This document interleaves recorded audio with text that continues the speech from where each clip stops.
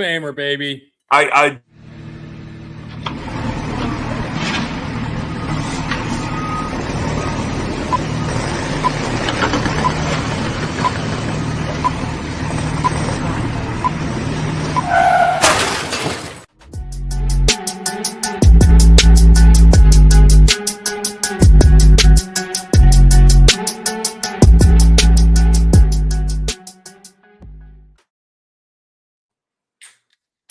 We're back, baby. Oh, full bar.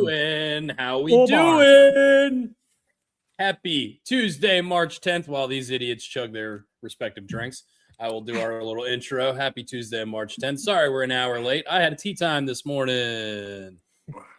Hey, It was fun. But worst problems to have, man. Worst problems to be late. Yeah. We got a whole lot of stuff to talk about because yesterday was like NFL Circus Day. Mm-hmm. The first day of the new league year, I guess, is the technicality. Is that what it is? Yeah. Free agent frenzy. If you guys were watching ESPN or any sports yesterday, you guys, I'm sure, saw it. And we got some other stuff to talk about. Team USA took down Mexico last night.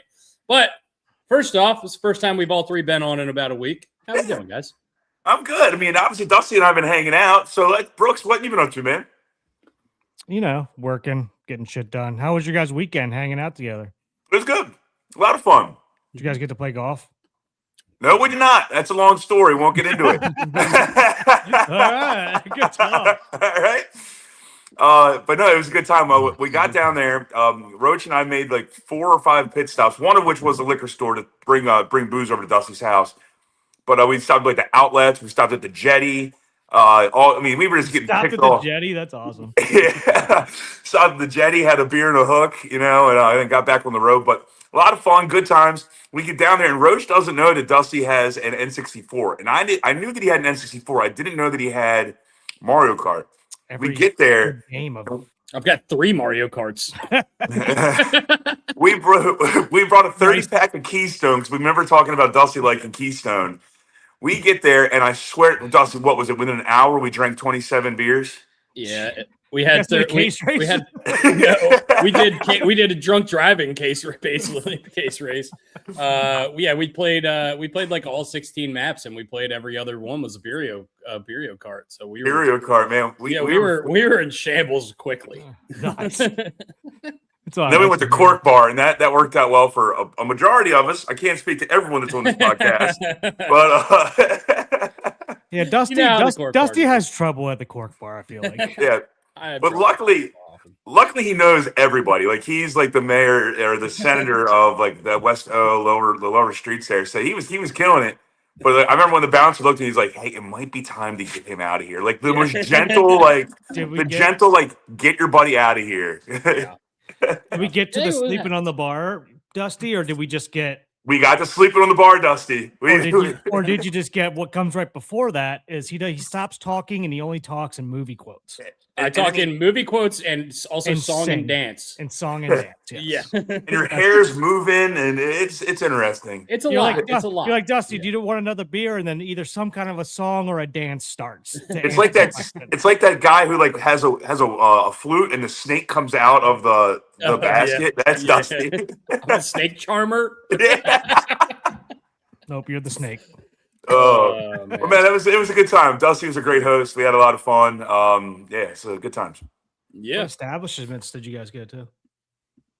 Besides Cork Bar. We went to Cork Bar the first night. The second day we woke up and got Secrets. Lunch at Tap House West. Mm-hmm. Got lunch at Tap House West and then went to Secrets later that day. And that was bad move also. And then the next day I woke up at like 2:00 in the morning because Secrets ended early for me and I went to bed early on Saturday. You're running theme here. Yeah. So Sunday I woke up at like 2:00 in the morning and I couldn't fall back asleep. So I was just up all day and I was just massively hungover. And these guys were here for one more day. They wanted to keep partying. And I was just like, I can't do it, guys. So I locked myself in my bedroom and watched like 10 episodes of The Sopranos. And yeah, that's pretty much all I did. But Brooksy, so Roach and I had like the game plan. Dusty had to work yesterday at 10 a.m. So yeah. And Dell's asking where was Dusty falling asleep. He texted me and you, Dusty, and he was falling asleep at the Cork Bar at the corner right by the front door. Yep. It's impressive. Like that, no one could miss you. But yesterday, Roach and I had the idea that Dusty had to work at 10 a.m., but we were going to sleep in a little bit and sleep off, the drinks we had the night prior. So I set an alarm for 11 a.m. Dusty comes knocking on the bedroom door that I'm sleeping in at like 9 a.m. He's like, dude, look, I'm really sorry, but I got really drunk 2 nights ago. And when the cleaners text me, I forgot to tell them to come later. They're downstairs right now. I'm like, what? And I got up, I walked downstairs, and I opened the front door. And when I opened the front door, the cleaners pulled into the spot in the house, and I was, fuck. I literally looked out the door. I opened the door. I'm like, guys, I need like 10 minutes. And I walk upstairs. I knock on Brian's door. I'm like, so sorry, but you guys gotta get the fuck out of here. Yeah. And I was like, all right, I understand. These cleaners, they came in 10 minutes, and they come in like anyway. They come in like a hurricane, and they're just. I don't know how their Swiffers make it through one house because they're just beating the shit out of them on every orifice they could possibly hit them with. Probably should have just like waited out, got out of bed, waited outside for 10 minutes, and then they would have been done. You get back in. They usually take like at least an hour, but there was a lot of them yesterday. Usually there's like 2 or 3 of them. There's like 5 of them yesterday showed up. So I'm sure they got the house done quick. They probably had more stops to make, but yeah. Anyway, it was a long weekend. It was fun. Sunday was a bad day for me. I was down bad that day after a couple days of heavy drinking in a row. But you know how that goes. It happens every now and then. You got to have that bad day after a couple really good days. So it was a good time. It was a good time. Good time. Yeah, I'm glad we did it. I know Roach was really happy that we did it. That was fun. Roach slept the entire ride home. We made good time getting back home. The one benefit of leaving early like that is you hit zero traffic whatsoever. So yeah. So that was a lot of fun. But yeah, sorry, go ahead. And Mr. Cabbage and Miss Haley got their save the date. Hell yes. Yep. Riviera Maya, February 6th. Get ready. Giddy up. The back of it says, with love, Michael Cabbage Latham, and soon to be Haley, no nickname, Latham. We're gonna have to give her a new nickname. Maybe lettuce based. Plant based. Yeah. Leaf based. And I'm gonna give Cabbage so much shit because I've told you guys before we went live. I think I'm pretty confident I took this photo when we were in Sonoma Valley, and that's the same vineyard where Cabbage loved this vest, which he wears to this day. He was wearing it last week. He loved this vest, but they didn't have his size in men's. So I'm pretty confident they had his size in women's, and it was on the mannequin. And I think he took that one off. Because isn't like women's like zippers on the opposite side of men's zippers? Yes. Then I think their buttons are on the opposite side. Are there zippers too? I don't know. I'm pretty confident it's a women's. I'll verify. I mean, hey, if it fits, right? I mean, you could have just ordered it online, I guess, but teach their own. Hey, I mean, getting it from the actual vineyard itself probably had a little bit more pizzazz. Cabbage's hips don't lie, I guess. And then we have to give a shout out. This is sports oriented. We have to give it an anniversary, 6-year anniversary, to the day that Rudy Gobert decided to lick his hands all over microphones, and then the next day the NBA shut down. So happy 6-year anniversary to. I just found that out as well. The guy we got matched up with a random single playing golf this morning, and he was saying that it was 6 years ago today, and I couldn't believe that. It's crazy. It's amazing. COVID it's amazing. One we made it through it because I thought without killing everybody, without killing each other, like physically killing each other, just because we're locked indoors all the time with each other, and that's when all hell breaks loose. Well, remember a couple months later when Lou Williams went to Magic City and got cheeks because he wanted to go get chicken wings. Yeah, sneak out, shut down the bubble again. So. Did you, Brooks? You need to go see some titties and chicken wings. It's some wings. Apparently, the wings are great there. He even said something like that. They have the best lemon pepper wings. Like everyone says they have the best lemon pepper wings. But it's funny you bring up Magic City, and Brooksy, I know you weren't on the pod this last Thursday, but I've never wanted, or maybe you were. I never want to go to an Atlanta Hawk Orlando Magic. basketball game so bad because Magic City was the sponsor for that night. They were calling it Oh my God. Magic City Night at the Atlanta Hawks because Magic City's in Atlanta. Yeah. Well, we brought that up last week. Great promotion. And I don't know if you're going to have strippers like at the game dancing. Who knows what the hell is going to be going on. But the commissioner came out yesterday and put the kibosh on that. They no longer are the Monday night sponsor for Magic. Why not? That's probably a good PR move by a Bad optics. No fun. No fun. Bad optics. All right. Well, we had a whole lot of shit happen in the NFL over the course of the last few days, specifically yesterday, and for the Ravens' sake, for the last few days.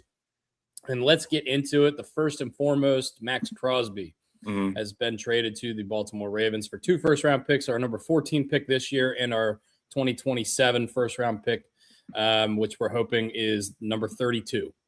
We're not sure, but we're hoping. So what was the first reaction in my circles, my Raven fans, friends, everybody that I've talked to immediately, their first reaction was like, fuck yes. And I share that sentiment now. I know there's some other people that are a little bit more skeptical. What are your initial thoughts and what are you thinking now? And is it different? Brooks, go ahead, man. No, I'm ecstatic. How can you not be ecstatic? I mean, historically, we've been relatively good with drafting in the first round, but I mean, the time is now. The clock's ticking. Yeah. You're getting one of the best pass rushers in the league. We haven't had a pass rush in 3 or 4 years, 3 years. I guess we Longer did. than I guess technically 2 years ago we were like top 5 in the league in sacks, but that was kind of like a sack by committee kind of deal. Yeah. It wasn't like a legit one guy. That was bum rush blitzing time where they were coming from everywhere, but we were so vulnerable in the secondary. Yeah. So, I mean, I love it. If you could get half of Matt Crosby in those 2 draft picks, I'd be happy. I mean, I'm very much like we're getting a guy in his prime with 4 years of control and for a pretty nice little number, to be honest with you. So, I mean, what's there to be upset about? I mean, Dusty, you saw my reaction live Yeah. when you were upstairs and I was downstairs, and you might have been coming down the stairwell. I was like, "We fucking got Max Crosby!" Yeah, yeah. It was electric for sure. It wasn't quite Pete Alonso level electric, but it was electric. Randy becomes a Ravens fan. Yeah, I guess. I don't know, dude. Did you see all the money the Raiders spent yesterday? He might. The be Raiders. excited. The Raiders were fucking going off yesterday. Yeah. I mean, They were like, did they get the biggest names in football? No, but they spent some money. Better. Oh God, here we go. Here it comes. No, but I'll watch it. I got a date. You gotta get in here. Yeah. I'm allowed to drink on this one. Cheers. I Oh, got a Sprite. oh man. I'll be for sure. Max Crosby, let's go. Let's go. Yeah, let's go. We were just talking about No. that. And getting a proven commodity is a big deal because, like Brooks said, the clock is definitely ticking on this. So you get a proven commodity, you don't gotta draft and mold or whatever. I'm looking for another word, but You don't have to put as much pressure on yourself. Yeah, Drafting you're not a good. Yeah. draft and develop. Yeah, And like Brooks said, this is, I mean, on the contract he's on, it's pretty team friendly. Did you see what Odafe Oweh got paid yesterday? I mean, Jesus, this dude's got like 15 career sacks. I know. We traded him for a bag of peanuts halfway through last year. He did play well there last year. But He played well. He had 7 sacks in 7 games or whatever it was, and he played well. But $100 million, give me a break. And I mean that's similar to the Max Crosby number. And we saw Myles Garrett last year get that $40 million a year contract as an edge rusher. I think this is a great move. I think it leaves us open for more flexibility as well. And I mean, to people saying, it's a lot to give up 2 first-round picks. Yeah, but it's a 14th pick this year in a draft that people are saying is kind of a down year in terms of the draft class. Next year, the first-round pick that we have is hopefully going to be at least in the 20s. So you have to think about that too. Back of the first round picks. And also the reason we had to give up those 2 first-round picks is because the Cowboys offered a first and a second, and we had to jump them by offering the 2 firsts. Another good thing about the contract that Dusty brought up when we were leaving yesterday was, and look, we all hope this doesn't happen. But if Max Crosby happens to get hurt, the Ravens can get out from underneath this contract in 2 years with no dead cap money. Mm-hmm. Oh, I didn't know that. Mm-hmm. That's once awesome. again, let's hope we never have to cross that bridge. I agree. I hope he's a stud for 4 years, but I mean that's a great thing for the team as well. It sucks for him, but I mean I just don't see him slowing down. I really don't. Yeah. The way that money works in the NFL is so weird. So even if we cut him and there was no dead cap money for us, technically we still might owe him money, like real life money, but not salary cap money because the NFL money is so weird. And it's so hard to keep track of all this stuff. And especially some of these deals, like I mentioned the Oweh one. We'll talk about the Alec Pierce one too, which I think was a lot of an overpay. Oh yeah.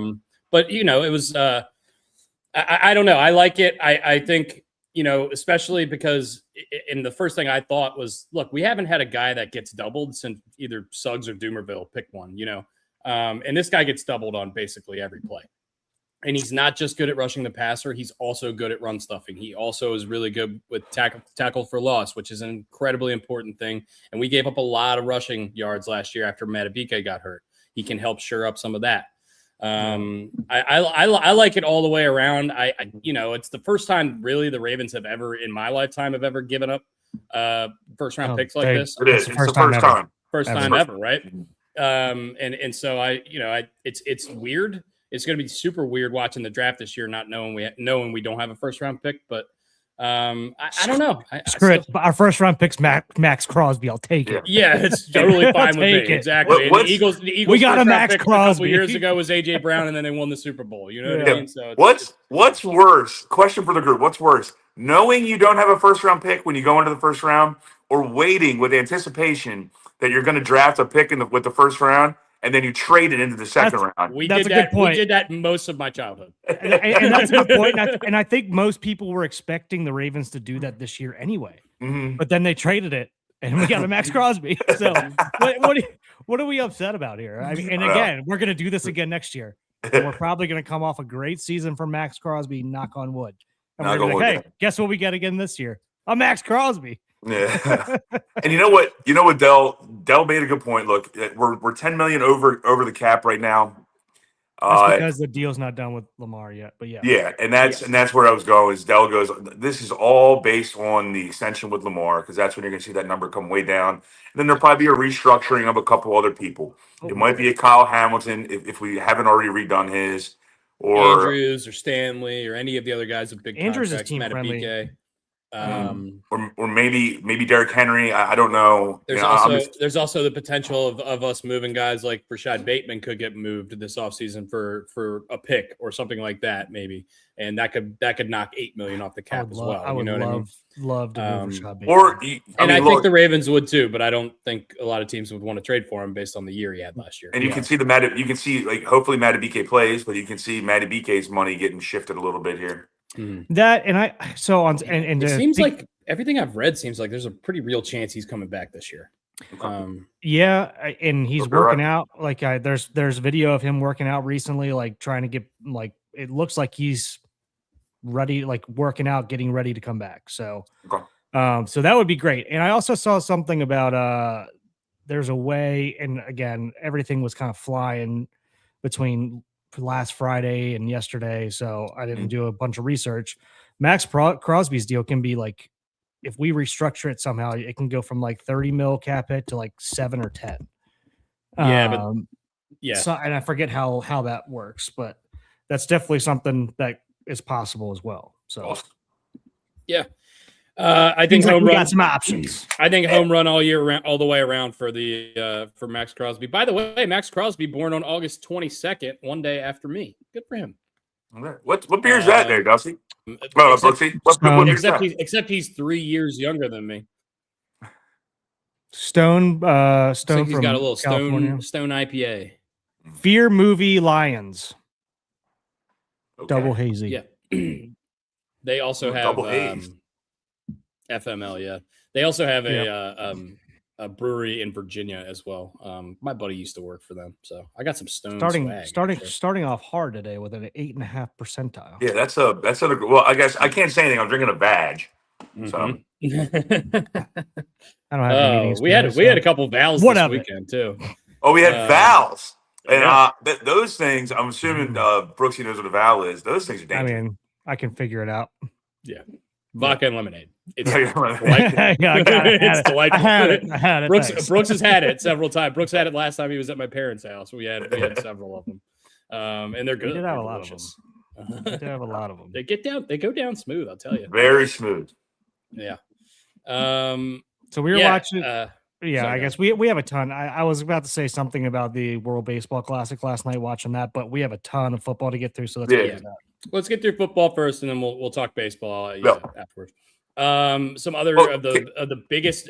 Let's stick on the Ravens now, because we can't talk about the Ravens adding Matt Crosby without talking about the Ravens' losses yesterday as well. We did add John Simpson. We brought him back after a couple years off the team, which I think is going to be helpful for the O-line. But losing Linderbaum, which is the real story here, is going to be tough. And I think he's getting paid 50% more than the next highest paid center. No, he's getting $9. It was 18 million to 27. So what's that? He's getting $9 million more than Creed Humphrey. Yeah, 50% more than the next highest paid center in the league, who got signed last offseason. Massive overpay for the Raiders. But if you're a bad team trying to get a good player, you do have to overpay. And they had the number one overall pick in the draft. And they just traded for a couple first round picks from the Ravens. And they're going to try to get Mendoza some protection up front early. And clearly they did. They wanted to revamp the defense because how much money they spent on defensive players yesterday. You can't overpay that number. That number is drastic. The difference between 18 and 27. I mean, like the minute we saw it pop up yesterday, because I was at Pig Rooster getting some food and having a couple of badges with Dell right when we got back in. That's when free agency popped off. Mm-hmm. And Dell goes, there are going to be a lot of GMs around the NFL that are not fucking happy with John Spytek, the GM of the Raiders, because you just reset the center market drastically. And not only does that reset the center market, it resets, like we talked about with the O-lineman, the tackle market, all that stuff. Now that franchise tag number skyrockets because of that one deal. Yep. Long snapper market. I saw a long snapper just got signed today. I don't know. No, but I agree with you. But I also do agree with going to try to protect Mendoza. I mean, they're running back from Boise State or whatever. He is. I mean, we watched him last year. He was making something out of nothing. Like the dude, he looks like he looks like prime, like first couple years of Saquon, just no offensive line. Is what he looked like. Yeah. The big thing on him coming out of the draft was he was a great yards after contact guy. The only problem is in Boise State, he wasn't hit yards after contact. He was getting to the linebackers. With the Raiders, he was getting hit in the backfield by 300-pound D tackles. He probably had more yards after contact than he did yards. I feel like, and I do feel like every game I watched of them, every game he was breaking tackles, or like if he did get to the second, like he was running people over, dude. He was fun to watch. Yeah, he is a fun player to watch, and I think they did a good job. They went out, they got Quay Walker yesterday to shore up at linebacker. They went out, they got Nakobe Dean from the Eagles to shore up at linebacker even more. They go out and of course get Linderbaum. They get the 2 first-round picks, so they're going to have another first-round rookie coming in this year. And they signed a couple other players. I can't remember all of them off the top of my head. Kwity Paye, another good player, another guy that's been playing in big games for multiple years. I think they got Naylor, the wide receiver. Jalen Naylor. Minnesota Vikings, he was kind of buried behind Addison and Jefferson, but a guy that's always kind of popped off the TV when you watch him. I like what they did. I agree with Randy here. Switch shit up, pay everyone. Who gives a shit? Well, yeah, and I'm not knocking Randy or anybody else. I didn't know this at all, but they were asking Louis Riddick on the Late Night Sports Center, like, do you think the Raiders are overspending? He goes, you know why the Raiders had $110 million in cap space? They didn't have any players. You got to go out and buy. You got to go get players to play the game. Turns out, and they freed up a ton with the Max Crosby shit. So I mean, And he goes, even the So players that were staying around, did you want to re-sign them? Probably not. So they did right. what they were supposed to do. Did they spend more money on their head coaches or on their free agency yesterday? Because I don't really know. It's So close. since we've gotten through most of the Raiders as well at the same time, because we obviously did a deal with them. Yeah. So they traded for a cornerback from the Bills, Teron Johnson.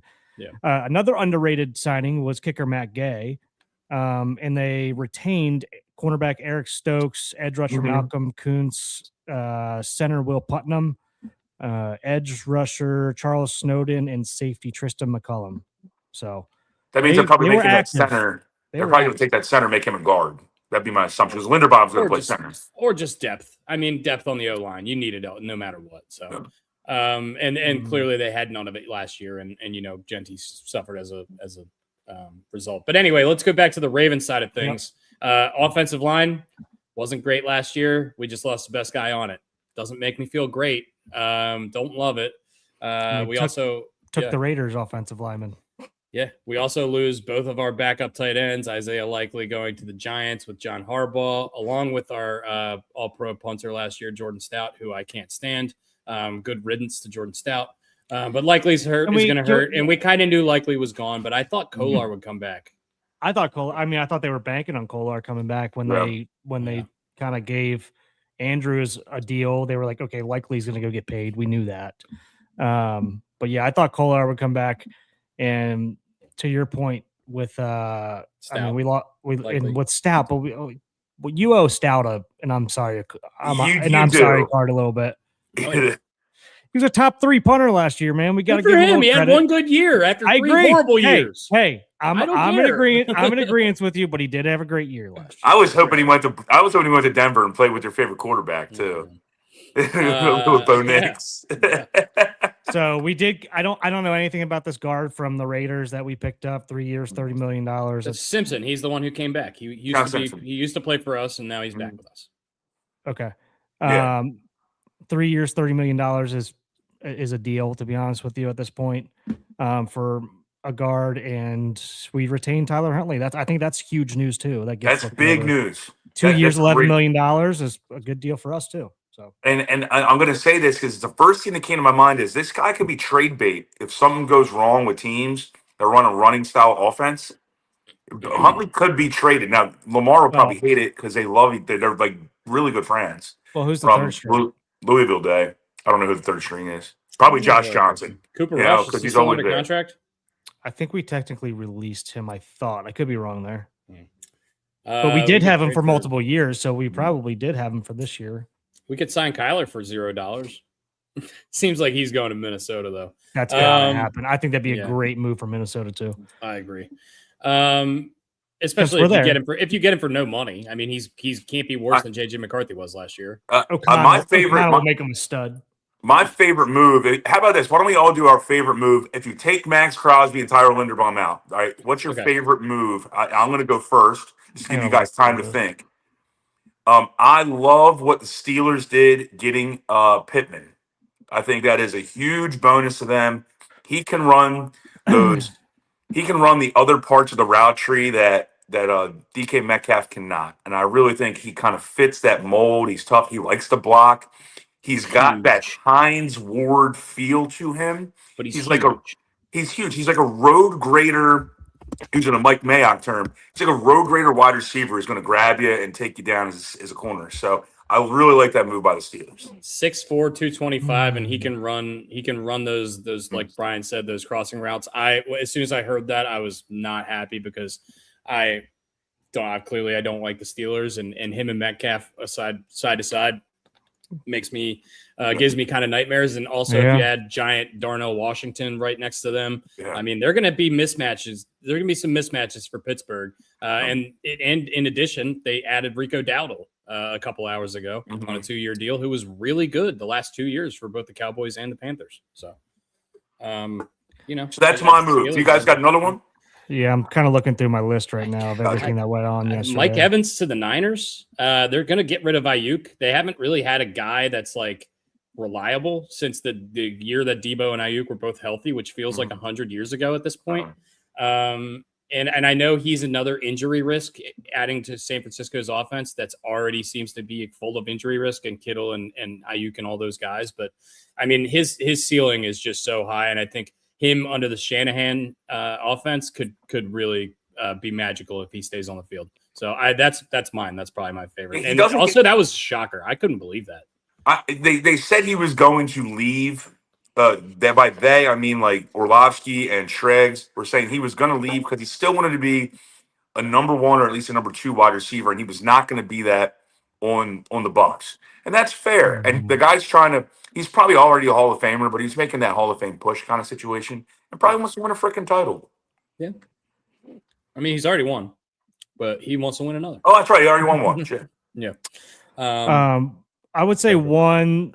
I mean, first of all, let me go back up here. There's a couple that I saw coming through here that kind of struck me as big moves. Where was that? Kobe Bryant getting signed, safety Kobe Bryant getting signed to the Bears to an already pretty damn good defense with Devin Bush. I think that's going to be an underrated move in the long run. He had a great playoffs. He might have had a good regular season, but I wasn't paying attention to the regular season. He had great playoffs. And I love DJ Moore going to play in Buffalo. Yeah. I think he's going to be Stephon Diggs with him. He's hurt. He gets hurt. They both hurt. He's going to be. I think he's going to be. I think he's going to be a stud up there. Yeah. There was two other ones that I highlighted. Let me scroll through. The Houston Texans getting Reed Blankenship and retaining Danielle Hunter, I think, are huge. Danielle Hunter's massive. And he got paid. Yeah. And he should. He's a stud. Yeah, 1 year, $40 million, $30 million signing bonus. Wow. Yeah. And where was Chiefs? Kenneth Walker going to the Chiefs with Alohi Gilman. I don't Alohi Gilman, maybe. I'm not really sure on him. I think Kenneth Walker is going to improve that run game a ton over there. Alohi Gilman's best attribute was he allowed Kyle Hamilton to be Kyle Hamilton. Oh, shit. You know what I didn't see? Draymond Jones got signed by New England. I didn't see that. Yeah, Draymond Jones under the and you got to go back to also and that's the trade is of Trent McDuffie going to the Rams. That's and extended. Yeah. Oh, I didn't know he got extended too. Yeah, he got 4 years, 120. Damn. 4 years, 120, something like that. 120, 130. He's now the highest paid corner ever. Yeah. Which, for the Rams, for the Chiefs, it makes sense. Dude, they traded the Chiefs, a couple years. The Chiefs always let go of corners. Like they never re-sign corners. It feels it's like the edge rusher of the Orioles of the Ravens. Like we used to let linebackers and edge rushers go all the time and just revamp. Well, it feels like they do that with corner. And I listened to somebody say this on a podcast recently, but I'll give credit to them at some point throughout this show. But right now I can't remember who said it. But basically, if you look at what the Chiefs did a few years ago with Tyreek Hill, it was like almost like we thought it was going to be like a soft rebuild for the Chiefs. They trade Tyreek Hill, they get the couple first-round picks, they nail those picks, and that's why they have the ability to go on the extended run that they do. Yeah. And that's why their window was not just 3 years; it was 6, 7, 8 years. And Rashid Rice popped. And Rashid Rice pops, and they draft McDuffie and Karlaftis in that first round, that first year, and then you're off to the races. Now your defense is rebuilt, and you lose a little bit not having Tyreek Hill, but Kelsey's still in his prime at that point, and Mahomes is good enough to figure it out. Now they trade McDuffie for that same thing, 2 first-round picks, right? And what they're thinking, hopefully, is, okay, can we do this again? Can we knock it out of the park again? And it's dependent on if you can hit those draft picks, but I like it. I think it's a good move for the Chiefs to do this, and I think it makes a lot of sense. You got to get rid of those top-end guys and trust that your quarterback is going to be able to lead you. And Spagnuolo's been there. Is Spagnuolo still there, right? Yeah, I mean, he didn't leave this offseason, right? So, I mean, Spagnuolo's still there. So, your defense is going to be at least competitive, even without McDuffie. So, I know he's a good player, but I like it. I think it's a good move for the Chiefs. You're 100% correct, Dusty. I couldn't agree more with you. And then sticking with the Chiefs and going to the offense, you have the enemy back now who likes to run the ball a little bit more. That's where Pacheco really thrived. So now you have Kenneth Walker who can do that for you. And I said this to Dusty while we were waiting to leave yesterday. I said, because he got signed basically right when we were leaving. I said, Kenneth Walker going to the Chiefs means they are most likely out of the Jeremiah Love, or they have done their research and realized that Jeremiah Love is not going to make it to them at 9 in the draft. That means the Panthers or the Giants or the Saints are going to take him, but the Saints just took Travis Etienne. So, but they basically knew that Jeremiah Love was not coming to them. So you go get Kenneth Walker, allow Eric Bieniemy to run the offense he wants to run. Say his name again one more time. Travis Etienne. Okay. I mean, it's not as bad as I thought it was originally. Yeah. Yeah. I'll give you a pass on that one. It's a Louisiana-based name. All right, leave me alone. I did like. Hey, look, if you guys haven't seen the picture, and I'm not saying pull it up because I don't get demonetized, but the picture of Joe Burrow. Every podcast, dude. Perfect. All right, Joe Burrow sitting on the couch. Oh yeah. Have you seen this, Brooks? Yeah, he's like with the offensive, like he's got T.J. Watt, Max Crosby, and Myles Garrett. Yeah. And Christ, wherever Trey Hendrickson goes. Yeah, I haven't seen. He's probably going to Indy because of Lou Amarillo being there, his old D coordinator. Sits in it, Amaruno, whatever. Amarillo by morning. God knows so. Damn it. Amarillo by morning.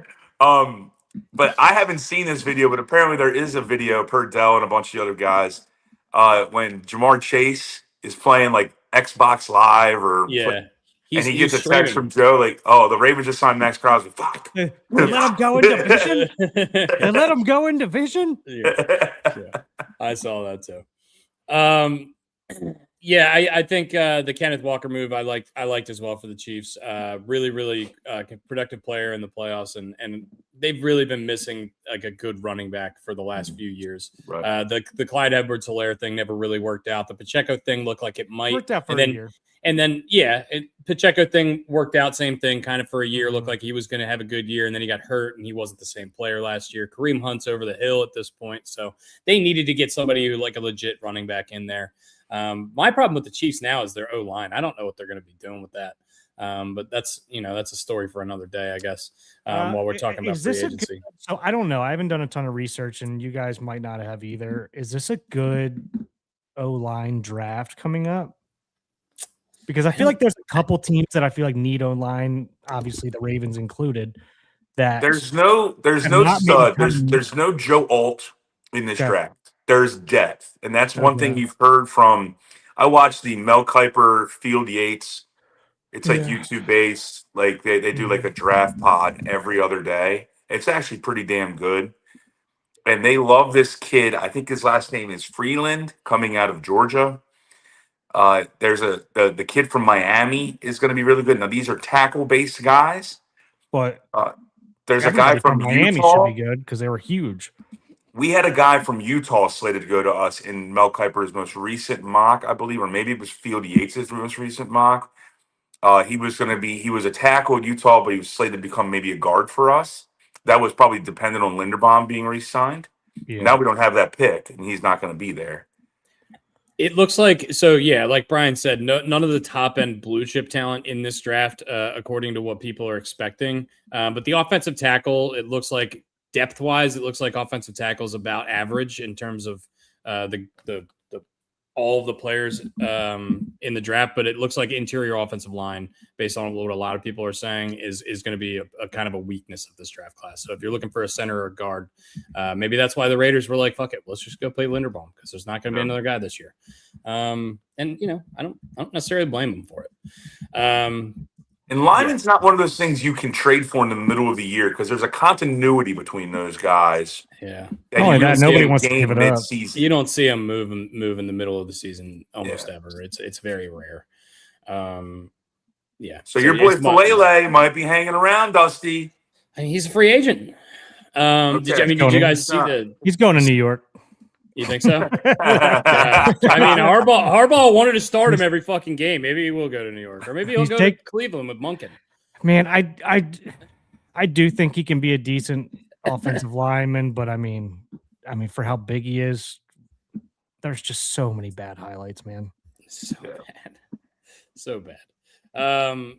Anyway, I will say there was a pretty good amount of people just picking and choosing the highlights that were Well, rough. I mean, he did have some good moments, obviously. So Yeah. I got highlight Just videos. Christ. Nothing. I still remember that game. I can't remember if it was T.J. Watt, if it was Trey Hendrickson, or if it was Chris Jones. It was Chris Jones, and he would specifically pick up one of his own defensive linemen and move that person to the side so that Chris Jones could line up directly over Fahalele and just bulldoze his ass. It's incredible to watch. I watched it live time. Like, whoa, this dude is getting murdered out here.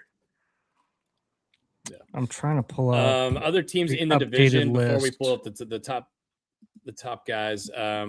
Boye Mafe is leaving the Seahawks. Got 3 years, $60 million to go to the Cincinnati Bengals.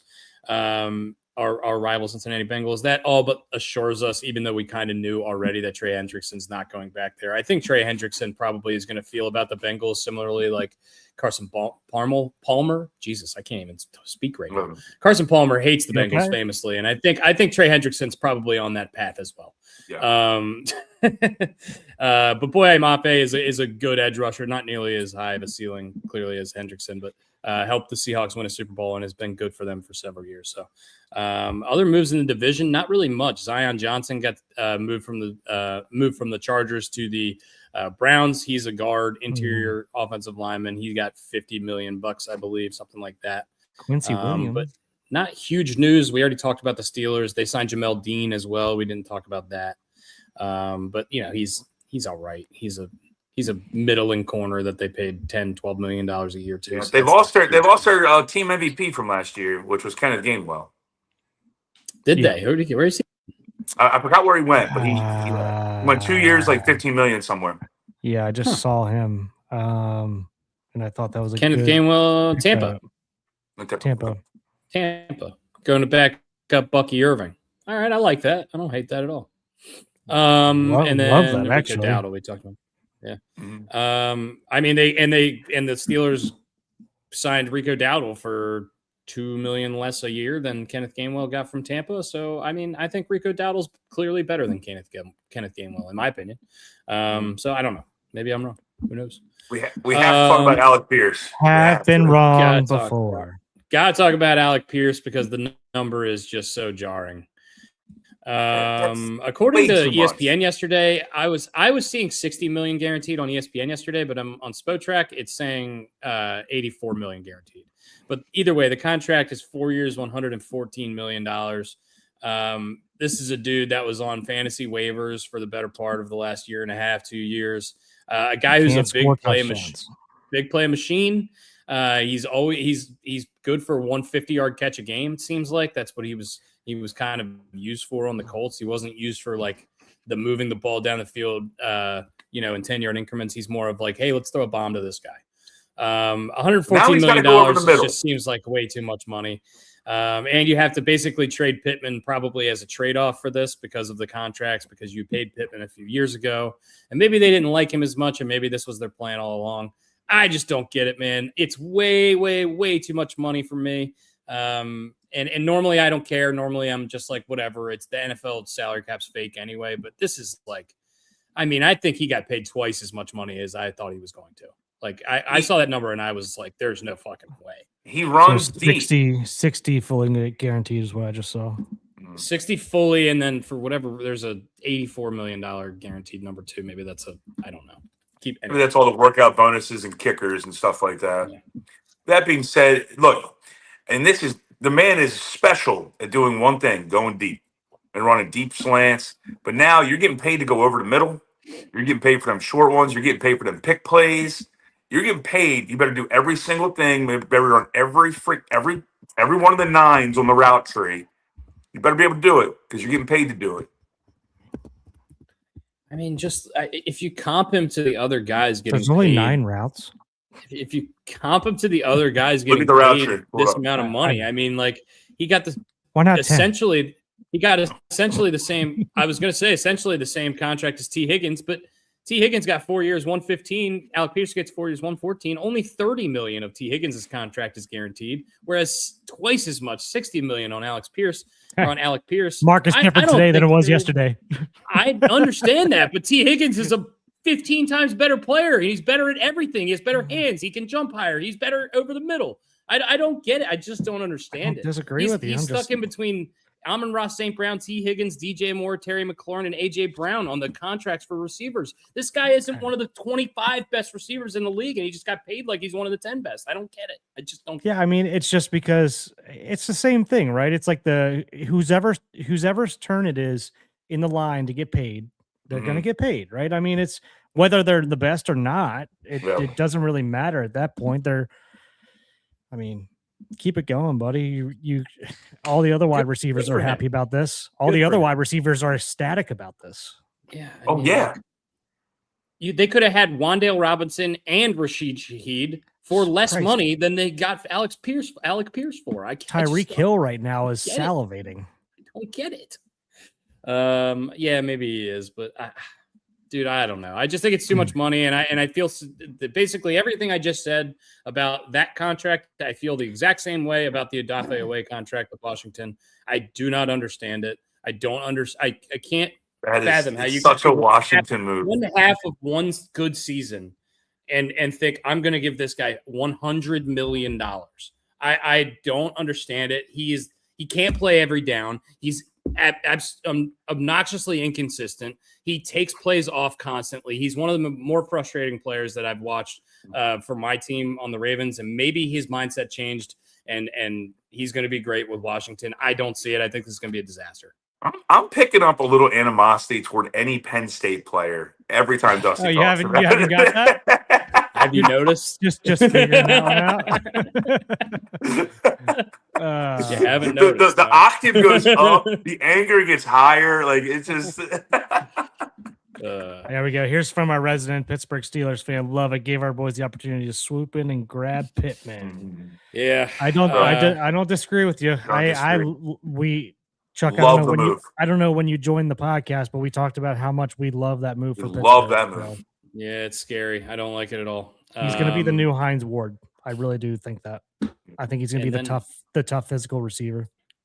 And then the biggest deal of the day yesterday is one that I did not see coming. Jalen Phillips, edge rusher, formerly of the Eagles, goes to the Carolina Panthers for 30 AAV, 4 years, 120 mil, 80 guaranteed. The Panthers have to overpay. Once again, if you're a bad team, if you're in a smaller market, whatever, you're going to have to overpay for some guys because who wouldn't want to take $5 million less on $120 million to go play in, I don't know, Florida or Texas or somewhere else. You know what I mean?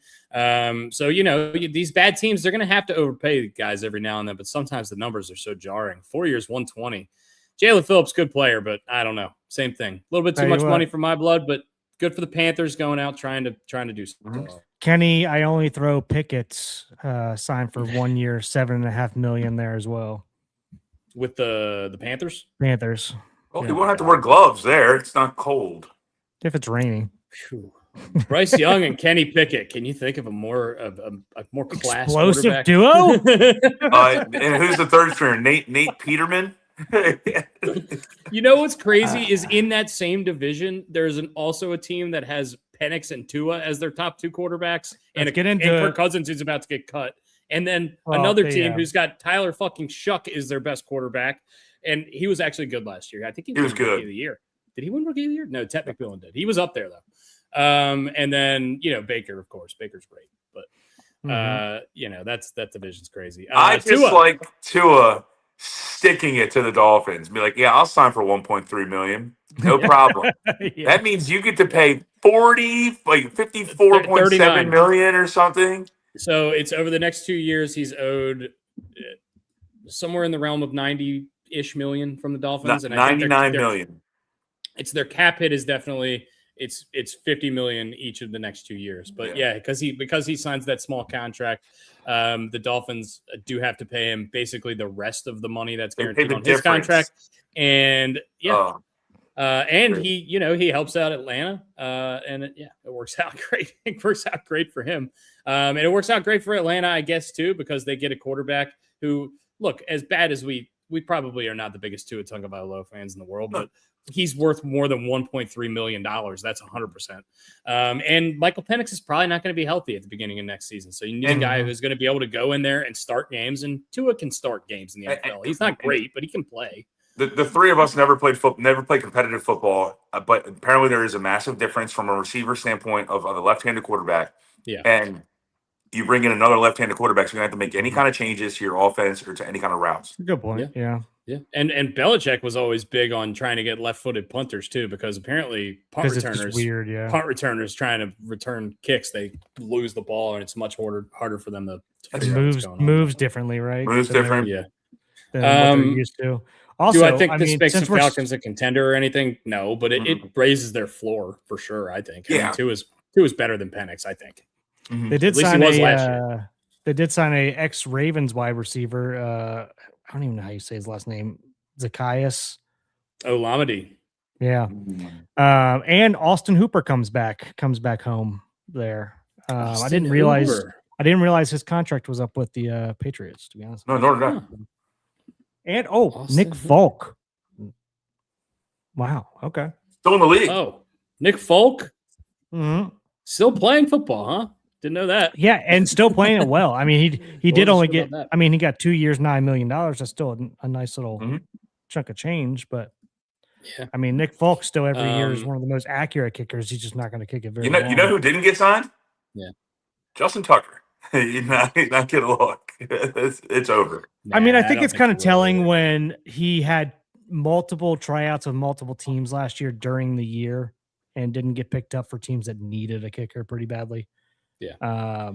That's probably crowdsourcing. You bring them in and see how the fan reaction is around, like you watch your Twitter feeds and stuff like that. Yeah, I don't disagree. Did he probably win a couple of those jobs? Maybe, but he probably didn't blow it out of the park to say like, all right, we can handle the blowback. You know. Yeah. Going back to Miami though, this has happened now a few times in the past few years. We saw it with Russell Wilson with Denver, where the team has to basically cut ties with them just so they can refresh as an organization, and they have to pay out the ass the next 2 years, and they're just okay doing it because they need to get that guy off the roster and move forward. And I think that's probably the best move here.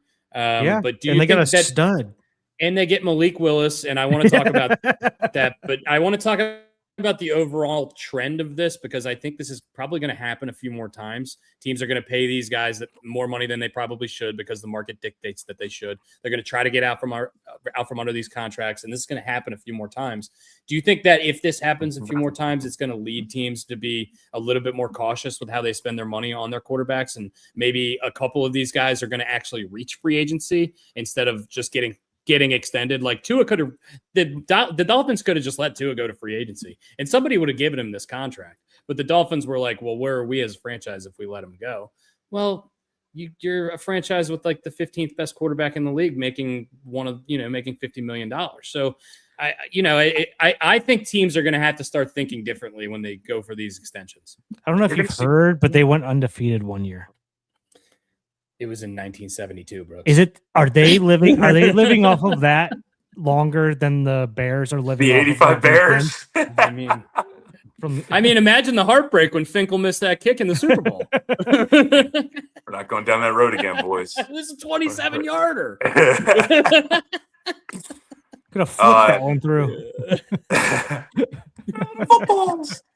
Oh man, we didn't buy that rhino, did we? It's pretty hot. This rhino. This is bad. I think you're gonna see a trend where you're gonna start seeing more bridge quarterbacks. You can't be doing what you did with Tua because it puts you in cap hell for a couple of years. That's why I'm really surprised I went with Malik Willis, because they did pay him a pretty penny. And I'm not saying he's a bad quarterback, but is he the long-term 10-year, 12-year, 14-year option? No. This could be a 10. 3 years, $67.5 million, 45 guaranteed. No. So it's $15 million a year for a quarterback. The Chiefs just paid that for a running back. I mean, that's nothing. And especially for the Dolphins, specifically for the Dolphins, who are going to be in cap hell, this is the perfect move for them because they're not going to be able to afford to pay a quarterback $40-50 million a year. I think this is the only thing that made sense for them, unless they want to get Kyler or something like that. They could pay a rookie when they draft him next year if you don't have a great year. Now you got Malik Willis who's going to give you something. Correct. That's why I'm surprised Jalen Waddle wasn't dealt earlier. Because look, realistically, with this quarterback draft, and I know we thought the last quarterback draft, this coming draft was going to be a great quarterback draft. And I know it didn't turn out that way, but the new guys that are aligned here are already being talked about as way better than even if these guys that actually were supposed to pan out this year panned out, and they didn't. So you're looking at the Dante Moores, you're looking at the Arch Mannings, you're looking at the Sellers from South Carolina. If those guys are there, you can afford that pick, that draft, that salary if you're the Dolphins. You just have to get there. So bringing Malik Willis in might not allow you to be in that top 3, 4, 5 pick. I'm not saying tank, but I'm also saying don't go out and spend a shitload of money you don't need to spend. Just go ahead and call it a lost season, but run it out and let these guys try to earn themselves new jobs with other teams. Yeah. I mean, look, I don't necessarily disagree with you there. But I also just like, I don't know. You got to put a football team on the field, and they're not. Yeah. They lose Tyreek Hill. They lose Tua Tagovailoa. They lose Jalen Phillips last year to the trade to the Eagles, who now just got paid $120 million. They got rid of Bradley Chubb. They got rid of Christian Jenkins last year. I mean, this is a team that's most of their best players from the good season they had 2 or 3 years ago. They're already gone. They're gone. So who are they? I was thinking. My question to them is who are they paying? Because they also just traded Minka Fitzpatrick back to the Jets. How many times are they going to trade that guy away? Yeah. Thank you. I really was thinking, but they're paying Waddle, and then I was thinking, just roll with Quinn Ewers. Just roll with Ewers for a little bit. What do we actually think of Mendoza? It's tough. I don't know. I wouldn't say I'm the best draft prospect guy. I'm not huge on the Raiders. Just like I was going to say, I guess before yesterday, I wasn't huge on the Raiders going into that Raiders offense, but I don't know. Maybe they're spending some money. I mean, but still, their best 2 receivers are who? Jalen Naylor and Brock Bowers. Brock Bowers, yeah, tight end. I don't know. It's so situationally dependent in a lot of these a lot of these quarterbacks cases, but I think this guy is legitimately talented. I think he's legitimately different as a guy. He seems like he's an actual leader. He's an actual guy that people are gonna get along with, are gonna like playing with. So I think from a mindset standpoint, I really, really like him. From a play on the field standpoint, I want to see more, but I'm interested. And I think he definitely deserves to be the number 1 pick in a weak class. I listened to Mel Kiper and Field Yates on those podcasts because obviously those guys are draft experts and are paying attention a lot. Even Daniel Jeremiah is on the same boat here as the 2 guys I just mentioned. If he were to come out in that Drake May, Jalen Daniels, Caleb Williams, Fernando Mendoza would have been the 4th quarterback taken in that draft, just ahead of Bo Nix. That's what he said, or what all 3 of them said. That being said, from what you were getting at, Dusty, from the standpoint of from a headspace, from a good person, look, you wouldn't want another quarterback being in Las Vegas like this good old boy Choir kid. I mean, he absolutely comes off like he's got the cleanest slate. He's as clean as our mother's kitchen floors. Yeah. So, I mean, I definitely think it's a good fit for Vegas, but in a quarterback depleted draft. Yeah. I mean, the jury's out, and we've seen really good prospects, guys who looked like absolute can't misses in college. We've seen them be completely nothing in the NFL, and we've seen guys who did nothing in college turn out to be great in the NFL. So it's a wide spectrum. What's Brock Purdy doing these days? I would bet if I had to guess that he's going to be above average. Yeah, but I don't know. We'll see. I'm going on a bathroom break. I'll be right back. All right, bathroom break. See you. While he's on a bathroom break, let's talk about the bathroom of the NFL, the toilet. The Tennessee Titans were really, really bad last year. Didn't play a lot of good football. Dude, I am, so I'm looking down the list of the top contracts given out so far in this free agency, so basically yesterday. And 4 of the top 15 or 16 were the Tennessee Titans. Pretty quietly signed Wan'Dale Robinson to a $70 million deal over 4 years. I think he's a good player. I think he'll help specifically with a young Cam Ward. I think Wan'Dale is one of those guys that can help go over the middle, get short routes, get the ball out quickly. Don't dislike that at all. John Franklin Myers goes from the Broncos to the Titans in free agency as well, $63 million deal. He shores up their D line. I like that. Alontae Taylor, they spend $58 million on a corner. I don't know a lot about Alontae Taylor. I haven't watched a lot of the Saints, but if he's getting $58 million as a corner, he must be pretty good. And also Cordell Flott, another corner that they signed for 3 years, $45 million. So 2 corners that they pay over $100 million to, a D lineman and a brand new receiver in Tennessee.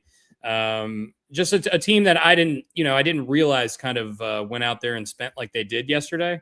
And I don't think I don't have a ton of expectations for that team coming up this year, but every year we have a team that kind of goes from the bottom to the top and you have to pick it. And, could it be the Raiders? Yeah. Could it be the Saints? Sure. Could it be the Titans? I mean, that division's not that great. It won't be the Raiders. I think it's more the Titans because also they're leaning heavy on defense. Given all the names you just dropped right there, you also have to remember they have J.C. Horn, who's a very, very, very productive cornerback. Mm-hmm. You have Jeffrey Simmons, who is one of the better D tackles in the league. And then they have the pass rusher they just signed from James Phillips. Mm-hmm. No, you're talking about you're mixing up the Panthers and the Titans. Oh, shit, I am. They do have Jeffrey Simmons. They do have Jeffrey Simmons. Yeah, no, you're right. You're 100% correct. I'm thinking I'm thinking Carolina Blue. Yeah. You just combine the Titans and the Panthers into one amalgamation. They actually have a decent team. Honestly, that might be a decent team if you put them together. That might be a decent team. Because right now, I mean, what do the Titans really truly have star power wise? Jeffrey Simmons. That's it. Cam Ward, maybe. He was the number 1 pick in the draft 2 years ago, right? Maybe. Yeah. I don't know. But they spent a lot of money yesterday, and I didn't realize it, and I wanted to shout them out. I mean, look, they went out and they spent some money. They're trying to get better. I respect that. J.K. Dobbins back to the Broncos. Didn't know that. 2 years, $20 million. Yeah. Good for him. Any other big contracts that we missed? Travis Etienne, we did say goes to the Saints. That probably means Kamara's time with New Orleans is coming to a close, I thought. But if you remember last year when they were talking about trading Kamara at the deadline, Kamara basically came out and said, I'm not fucking going. I'm not fucking leaving. I'm not fucking leaving. So I don't really know what's going to go on there. I guess they're going to split carries, and Kamara did used to split carries with Ingram back in the day. So trade me, and you'll find my ass down in somewhere in Mexico. On vacation. I love that. They also brought in guard/tackle David Edwards on a 4-year, $60 million deal from Buffalo. So Saints spending a little bit of money. It looks like Cam Jordan's going to be a free agent for the first time in his 15-year career, which is unbelievable. Can you imagine hitting free agency in year 15? I would love him as a Raven. He reminds me of a Van Noy. I think he's going to be a cheap mercenary for somebody this year. He's going to be a Calais Campbell. He's going to play for 4 different teams over the next 3 years, trying to chase a ring. Yep. And there's nothing wrong with that. I love it. Gun for hire. Do we think Isaiah Likely is going to be good in New York with Jackson Dart? Yes. I do. I think. I mean, he's got to learn to block too, guys. I know. He's literally lining up, and what he's doing. So the reason that Mark Andrews is still on our team and he's not is because he can't block. Exactly. Yeah. So that's literally and Mark Andrews signed a huge team-friendly deal last year. Extension, I guess I should say. But so I like it. I like what New York has done. A couple of these things. I mean, I think he's clearly an upgrade over Daniel Bellinger, who actually went to the Titans as well. Who was their starting tight end the last few years. The biggest signing for the Giants, Ardarius Washington. Washington. That's $3 million, 1 year, $3 million. That sucks. I can't believe we let him go for that. And Alohi. Who did he sign with? Alohi Gilman. Oh, you mentioned it earlier. Alohi Gilman. He went to the Chiefs. Chiefs. Yep. Yeah, the Chiefs. Speaking of former longtime Saints, Demario Davis signed with the Jets yesterday on a 2-year, $22 million deal. Didn't he play for the Saints for 100 years? No. Well, he started with the Jets. I know that for a fact because he said he was going back to retire there. No, you're right. Shit. He played 4 years with the Jets and then went to the Saints. He was with the Saints for 8 or 9 years. I'm bad at math, but 8 years. Wow. Didn't know that. Mario Davis. Been in the league forever. The remaining free agent that I really want is I want Taylor Lewan. I think we can. Yeah. I really do. You can put him at right tackle and then move. What was it, Rosengarten or whatever? He's been hosting a podcast for 4 years. He's also down 100 pounds.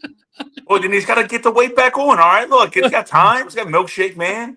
I want to sign Matt Burke to be our. I want Matt Burke to get fat again and be our center this year. That'd be great. And I want Yonda too. All right, we got to take Yonda's stationary bike away from him, then he can get fat again. Can we get Taylor Decker? Taylor Decker, the guy for the Lions? He's a Lion? He's a free agent. No, that's actually the guy I'm talking about. Taylor Decker, the one who just got released. Okay. All right. Yeah, that makes more sense. Got released. That makes much more sense. That makes more sense. Yeah, because I'd rather have him at right tackle and then you take I can never say it, Rosengarten or whatever and move him into guard. Yeah. Yeah. I mean, so let me go down the list of like maybe 20 guys here. That's Trey Hendrickson's number one. That's out to me. It's Tyreek Hill, Trey Hendrickson, Jawan Taylor, Taylor Decker, Marshawn Lattimore, Trayvon Diggs, Christian Kirk, Debo Samuel, Braden Smith, who's a right tackle, Elgton Jenkins from Green Bay, who's a center that could definitely be a target for the Ravens. Elgton Jenkins has played center, tackle, and guard like all evenly. He's played every position on the O-line. Yeah, so that screams Ravens, but I mean it's a whole new regime, so we'll see. Jonah Williams, Joel Bitonio, Kyle Duggar, Wyatt Teller, Hassan Reddick, David Njoku, Aaron Rodgers, Darnell Mooney, Joey Bosa, Lloyd Cushenberry, who's also a center from Tennessee, but I didn't know he was still playing, to be honest with you. Johnny Smith, Cam Robinson, DJ Reader, Jimmy Ward, Dre Greenlaw, who interests me a little bit. Yeah, it does interest me as well. Levante David and Bobby Wagner are both free agents, but they're 35 and 36 they're respectively. Old, yeah. Bobby Wagner he's Roquan Smith, like plus 7 years. Like he plays the same position. Like you can't have two of the same guy. Oh, so he's Patrick Queen. Kevin Zeitler, if he wants to make a trip home. I would love that back. He's 36 years old. Joe Mixon is only 29. He'll be 30 this year. He's relatively young. I thought, and he didn't play. And he hasn't played in a year and a half. He was hurt all year last year. He was hurt all year last year. Yeah. Marquise Brown. Could we get Drew Dalman, who just retired for the Bears last week? Could we get Frank Ragnow, who just retired for the Lions last year? Well, how about this? Graham Glasnow, who they didn't re-sign at center this year with the who Detroit let go this year. Yeah, we were talking about him like 2 weeks ago. He's 33 years old. Von Miller's a mercenary. Cam Jordan. Once again, this is all going to be health based too. These guys, I mean, their body takes a whooping. I mean, there's some names on here that are, I mean, I'm just kind of like scrolling through that are still interesting, right? That you can hire for mercenary here a little bit. Yeah. You go mercenary hiring. I mean, hey, what do we do with Matt Burke for 2 years? Mercenary hiring. Another when we were talking about best free agent signings, one that I didn't mention was Elijah Vera Tucker to the Patriots on a 3-year deal. He's a really, really versatile offensive guard, and you could see desperately they needed more offensive line help in that Super Bowl specifically. So I like that signing from New England as well, shoring up that O-line and getting Drake Mason protection up front. And I'm sure they're going to be looking for a weapon. I can't imagine they weren't in on that DJ Moore trade just like the Bills. Why wouldn't they have been? Maybe they looked into it and they didn't like what they were going to get back, or maybe they just they had their eyes on somebody else. But I'm interested to see what they do because I mean, they're coming off a Super Bowl and they're still relatively young. But Super Bowl loss, Super Bowl hangover, that's a real thing. So all right. Anyway, any more football stuff before I transition here for a second? Yeah, I'm good. Honestly, I'm good on football. We talked about most of it. Well, I got a little quick trivia. I heard it yesterday. Who are the single season Ravens sack leaders? I know the top 3 off the top of my head. Doomerville had 17 for us. Doomerville is number 1. Boulware. Peter Boulware is number 2. Suggs? And Michael McCrary, maybe? Michael McCrary is number 3. Wow. Damn. Damn, I feel good about I think that. Suggs. Just I kinda think pissed off. McCrary had like 14 and a half, and Suggs had like 14. Like I Man, said, I Well, wouldn't. the thing with Suggs though, he probably had 14 like 6 different times. yeah. You know what I mean? Like, Man, I probably wouldn't have got Doomerville, but the fact I got the other two, I feel pretty good about on the first. I knew Doomerville had a big year for us. I Do think you remember? didn't Justin Houston have like 14 sacks for us one year at like He had like 11. He had like 10 or 11. What? Then Ngakwe, yeah. I think he's had one total sack and 2 stints with us, probably. Yannick Ngakwe. I It's remember the Doomerville situation and how we ended up getting him. The Broncos screwed up something with like a Screwed up, fax yeah. machine. Screwed And up the something with a paperwork. fax. It Yeah. screwed up the paperwork. Yeah, And they either couldn't, like they couldn't get to Kinkos on time, and so we got them instead, yeah. They don't And he open was- on time. he was so pissed that he ended up becoming a Raven. I'm like, Yeah. what? I loved it. Oh, that was great. I remember when I found that out. When I found out we were I getting couldn't believe Doomerville, that. I was like, over the we're moon. getting Yeah. Elvis Doomerville. Are you sure? And it was because like either the paperwork went in that he didn't get a bonus, or he got the Yeah. bonus that they didn't want to give him. So they were like, we got to ship him off. Like we got to Yeah. get rid of this guy. Yeah, it was a really weird Yeah. situation, but I remember that. All right, man. transitioning. We'll do Yeah. one major league take here, spring training, before we get into the WBC, because I'm sure that's what we all want to talk about. Yeah. Orioles Hall of Fame came out today. Yes, it did. Chris Davis, Jim Russo, and Storm Davis all getting right. into the. Sorry, go ahead. Put Chris Davis aside, and look, I hate to say this, as we're obviously massive Oriole fans, but I guess I'm not enough of an Oriole fan.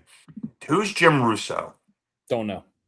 I don't know. He looks like, I mean, from his picture, he looks like he was an announcer, but to be An honest with you, I don't know. I Okay. don't know. Before And my then time, Storm Davis is a name I remember my parents talking about, but I don't know any statistics or anything.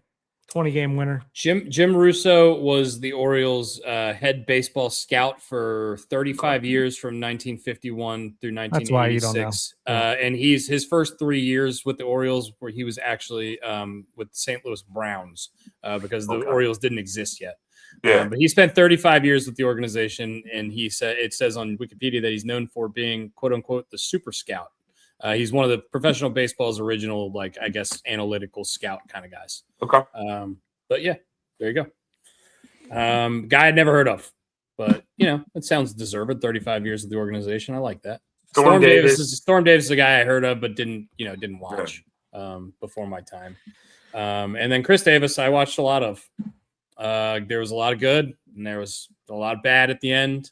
Mostly positive thoughts for me on Chris Davis, though, because of what he's done in the community of Baltimore, how much he's given back.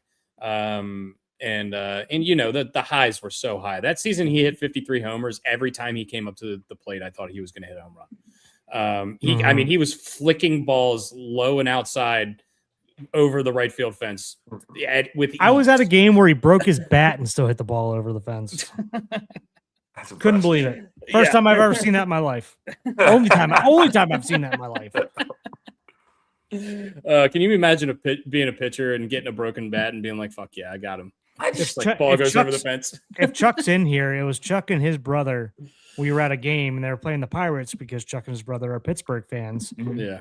And he hit the ball and you could just hear it. We're like, he broke his fucking bat and still hit that over the fence. Are you fucking kidding me? Like, it was nuts. Yeah, he was just flicking his wrist with balls going over the fence. Yeah, look, I don't know. Is it Hall of Fame?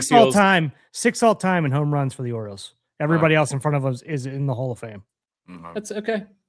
Look, in the Orioles Hall of Fame. I have nothing against it. I have nothing against the guy at all. I like I like Chris Davis in general, but it's just it's jarring because of how weirdly and how poorly it was a flash in the pan.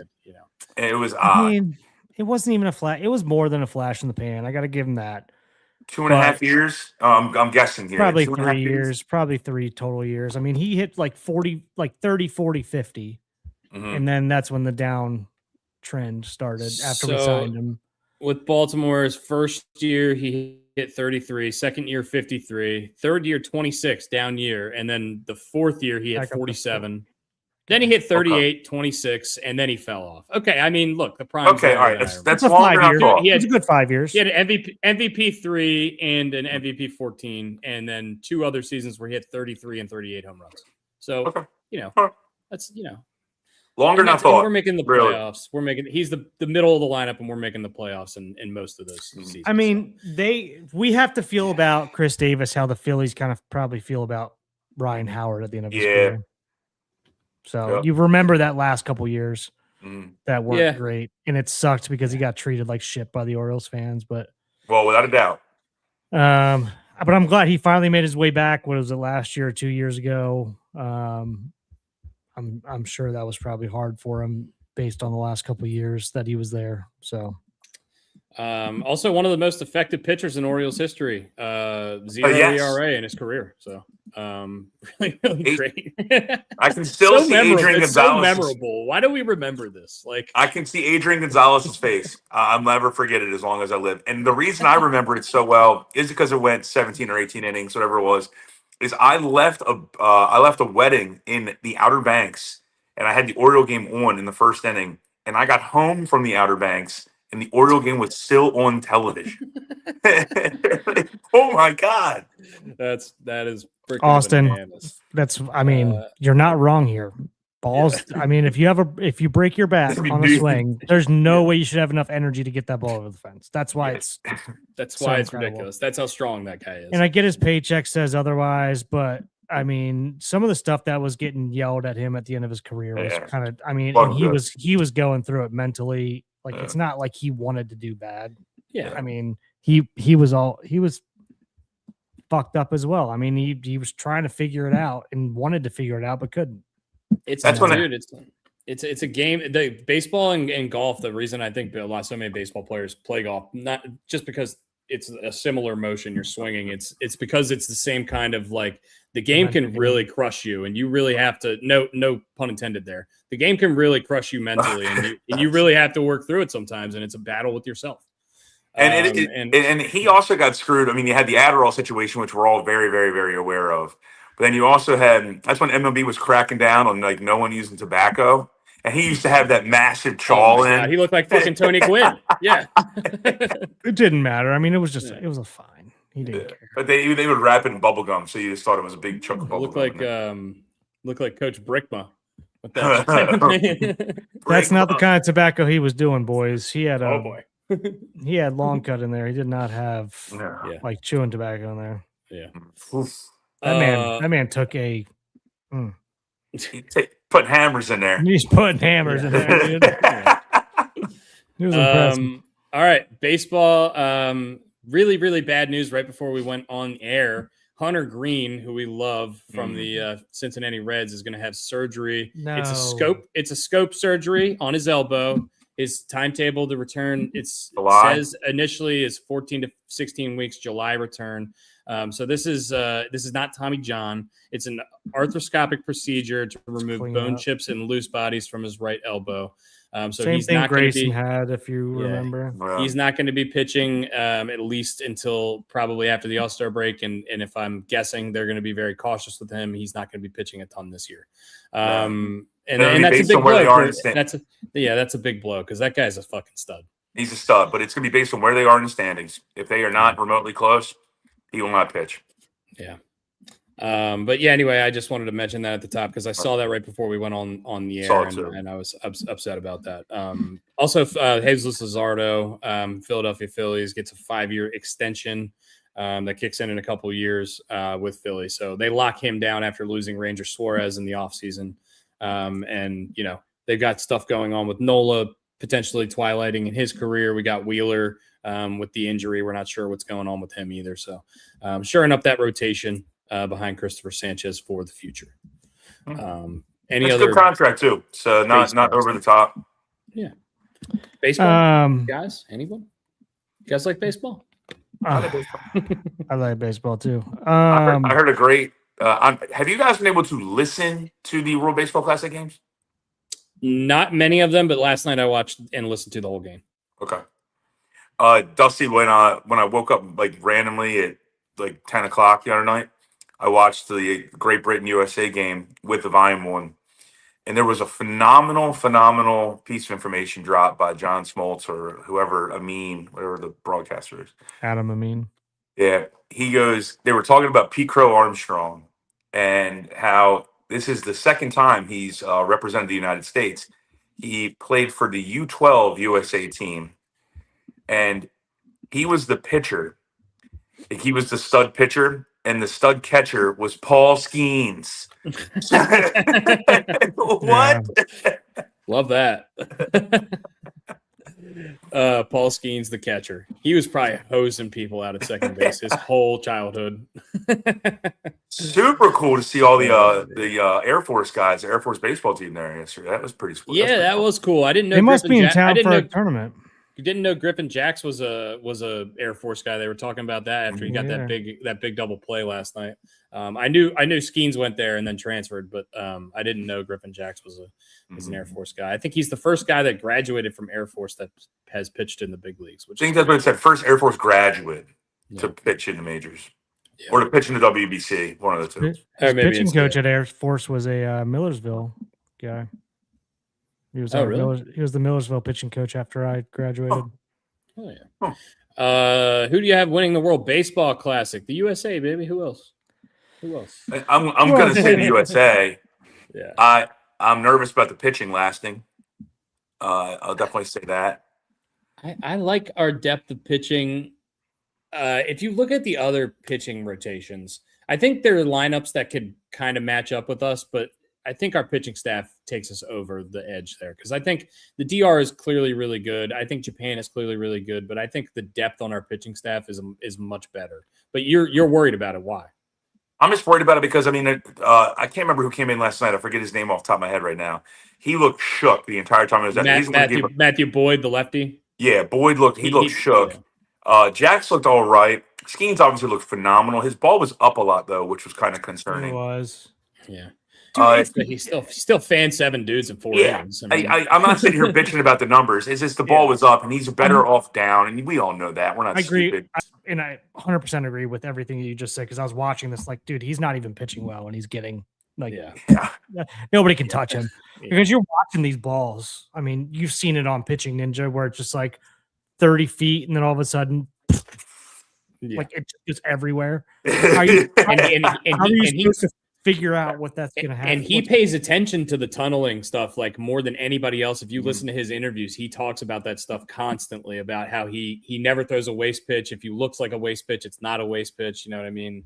Although did you see his slider last night? He could not get fucking close with his slider. No, he was not. You know what's crazy about him is that his slider's so nasty, but he doesn't even need it to get outs. No, it's a luxury. Like, yeah, that's what's. So he has about 3 pitches that are a luxury. Dustin. Yeah. At this point, that's how ridiculous this dude is. He can go fastball, sinker, change, and still be the most dominant pitcher in Major League Baseball. I agree. 100% agree. Yeah.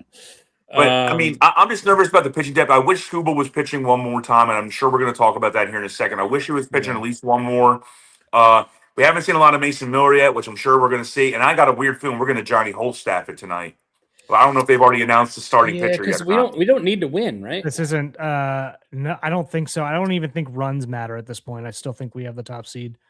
I'd have to look at that. So Mexico can technically beat Italy, and they could both be 3-1, but we would have the head-to-head over Mexico. No, we have anyway, Italy. Right? We have Italy tonight. I know that, but they have to play Italy afterwards. But Italy has to play Mexico afterwards. Okay. So technically, all 3 of us could be 3-1. But I think because we beat Mexico already, it doesn't matter. Because we would be the 2 seed regardless. Yeah, I thought I saw something where like the run differential isn't going to matter. So I think we hopefully we win regardless. But I don't think we necessarily need to, and that's probably why Brian's alluding to the fact that we might just kind of use everyone that hasn't pitched yet, or give everybody a couple innings, and then keep the starters fresh for the quarters. And you could whole staff it, or if Logan Webb needs to throw on his pitching.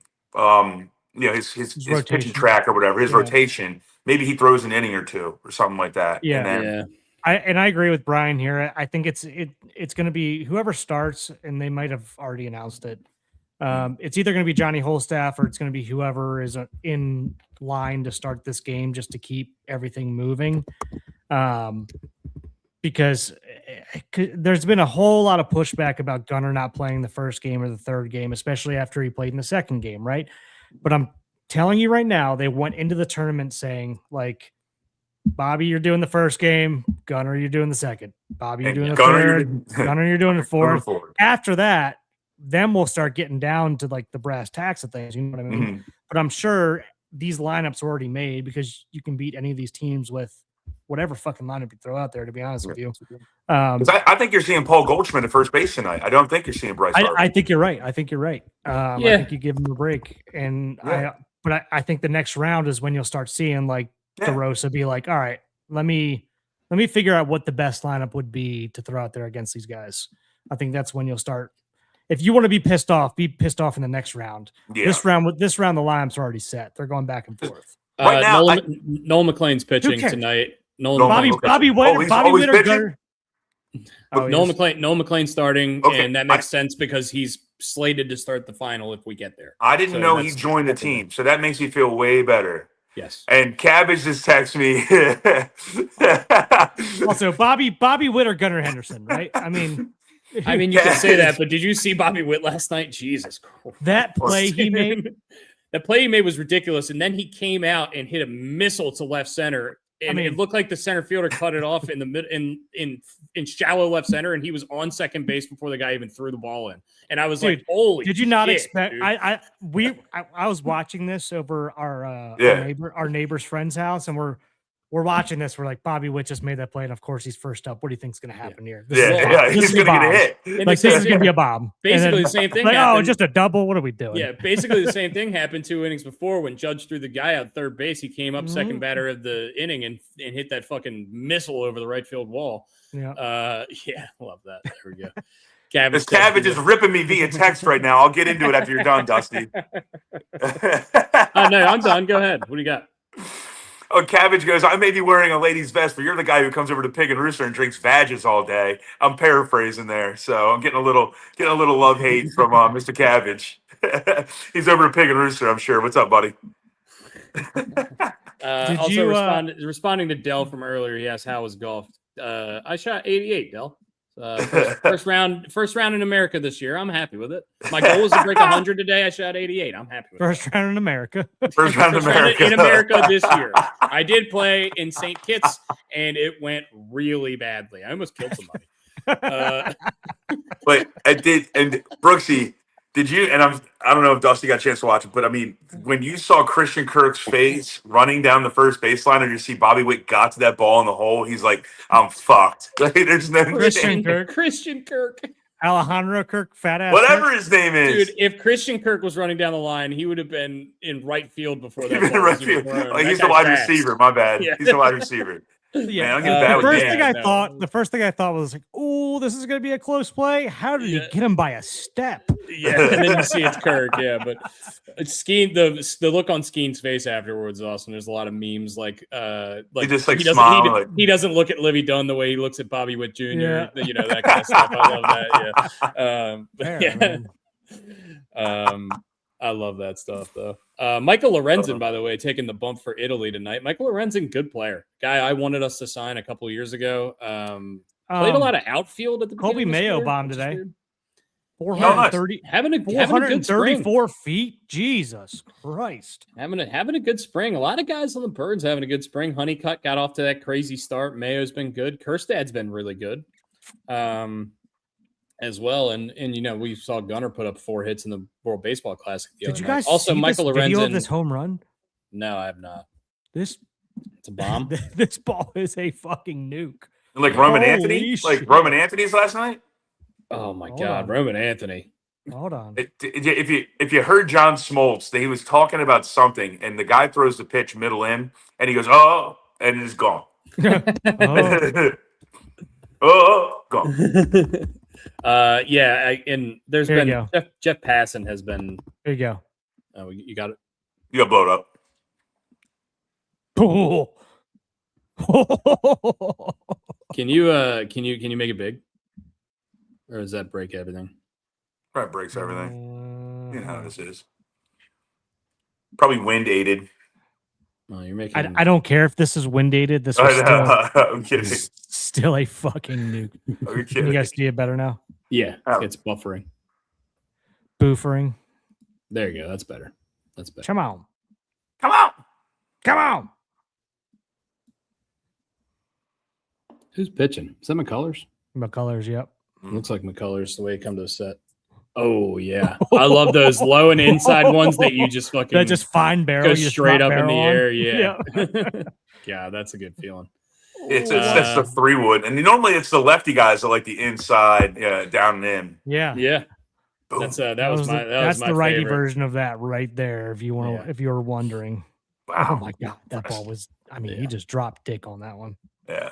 Yeah, that was that's going to be a lot of fun. I hope the Orioles continue this hot streak into the regular season because it looks like the guys are playing pretty well. The guys that are getting playing time. How's Blaze doing? I haven't seen much out of him. He's been playing though a lot, right? Good. He's been playing well.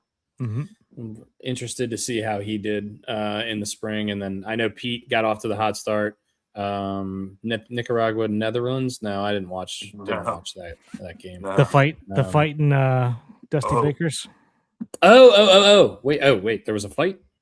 No, the fighting Dusty Baker's. Okay.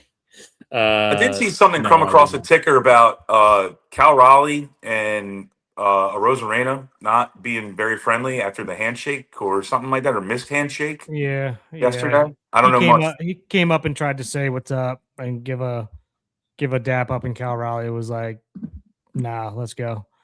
And then I guess Rosarena had some words after the game. I don't really know what he said because I don't speak a Spanish. So apparently it wasn't very nice. Yeah. Well, hey, look, I hope we win. I hope we get the number 1 seed because I don't want to see the DR or Japan. I don't know who play. I don't know which pools play each other next in the knockout stage. So we're pool B. Yeah. I think it's A and B and B and I think it's literally A, B, C, D. Yeah, I think. Could be wrong. I could be wrong. You could be wrong. We also have Canada, Puerto Rico tonight. Canada looking to stay in it. Puerto Rico is pretty much already locked up their pool over there. That team's pretty good too. Another team I wouldn't be very excited to see. And they're playing men down. I mean, they don't have Carlos Correa, they don't have Francisco Lindor, and they're missing one other Altuve, right? Name. Yeah, Altuve. There you go. Yeah. So they're playing down men, and they're still doing well. Yeah. Well, they're playing in their home country as well. Yeah, but that's true. And that was a pro Mexico. We were playing in our home country, and we were getting booed off the field last night. By the way, okay, I got some stuff to talk about from last night. Here we go. Yes. So we were over watching the game at a friend's house, and they were like, something happened, and you can obviously hear like a pro Mexico crowd, and the women, my wife, what was that? F off and go F off and go to hell. Yeah. Wow. Okay, that's aggressive. Where's the Rosarena at this year? He's not with Seattle anymore, but I don't know. Yeah, he is. Is he? I think so. That's gonna be awkward. That'd be a fun little clubhouse talk. Hopefully, that was a fun little banter moment. But shit, where was I going with this? But Caitlin and my friend's wife, like they heard the whatever had just went on. There was a play in Mexico's favor, and like most of the crowd was pro Mexico, and they were like, "Where's this being played?" And like me and my buddy go, they're like, "Where's this being played? Texas?" And we're like, "Yeah, Houston, or whatever." Like we said something like the same way, and they're like, "Yeah, so Texas." And I'm like, Yeah, but there's 2 Texas stadiums. I got to tell you which one. Am I supposed to tell you just like, the state of Texas? Yeah, they're playing in the state of California. There's 5 fucking teams in California. Yeah. But that crowd, I mean, and we were made out to be the assholes during that. That's naturally how it works with us. It was probably, it sounded 90% like 75-80% Mexican fans there. I mean, and you looked, and every time they panned to the crowd, it seemed like it was mostly, green and red. And I do have to bring this up because my wife, Caitlin, said, like, "You're going to make fun of me during the podcast today, aren't you?" I said, "Yep, sure am." So we were just like talking about what was going on during the USA Mexico game, and obviously the Houston comment came about, and then all of a sudden, out of nowhere, my wife goes, "Gunnar likes to play with Legos." And I'm like, what? It was the most random phrase ever. Just because drinking wine. Our friends here are not Orioles fans, obviously, and they are actually Detroit fans. But it just came out of nowhere. She was like, "I know something about Gunnar. Gunnar likes to play with Legos." What the fuck was that? Caitlin tried to chirp you guys, and she's just not good at it. Yeah. So yeah, he likes Legos, man. She gets the three of us back in her own verbal way. Trust me. Yeah. But so you were in your buddy's basement that has the Michigan State jerseys in the background and everything. Yeah. We have we get the kids together and we call it combined chaos. Nice. We're just like, all right, the kids can kind of fend for themselves for a little while and distract themselves while we can actually maybe have an adult conversation for more than 10 minutes until they come over crying. So, just happened. But Gunnar likes to play with Legos. Gunnar likes to play with Legos. Gunnar likes to play. It just came up randomly, and I'm like, thanks, babe. Good job. You should put as your moniker, Brooksy. You should put Gunnar likes to. And then Dusty puts play, and I'll put with Legos. Okay. And Dusty can't answer this question, but where is my namesake from? Where have you heard this from? He's obviously an MLB player, but if you saw this name in Dusty and I's childhood, you'd be like, I know where this is from. Did you say any? I referenced it. I'm not allowed to guess. He's asking. I would have. Do you have any idea who this guy is? Do you have any idea who this guy is? Yes, he was a relief pitcher. I also believe he was a relief pitcher for the Mariners, I believe, during like the heyday of the Mariners. There you go. Mm-hmm. Ken Griffey Jr. baseball. It was always Heathcliff Slocum coming in. I thought there might be like a family like tie there, like he was like your babysitter or something random. He was just always the first one out of the pen. Okay. Hey, wait a minute. I'm getting set up here. He had for the best something. name. It was him and Glenn Allen Hill were the two biscuit. Every single time they announced them, we just. Hi, I'm Ken Griffey Jr. Let's play Major League Baseball. I heard someone chirp yesterday.